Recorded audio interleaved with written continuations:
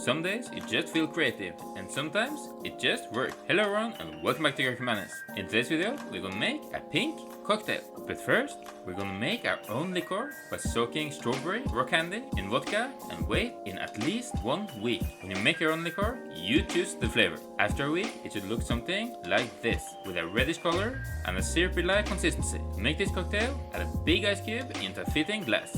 And into the glass you add 30 ml of the liqueur that we made earlier, 30 ml berry cocktail mix, and 30 ml orange liqueur. Stir everything together, don't shake it, and put it aside while you fill up a long glass with ice cubes and pour the drink in it. In a cocktail, it's important to always fill the glass with ice to the very top. Top it with Sprite or your preferred Sitrus Soda and enjoy. You can mix it a little bit to blend everything, or you can just enjoy it as it is. A good cocktail don't need to be hard to make. Thank you so much for watching this video, and see you guys in another video tomorrow. Bye!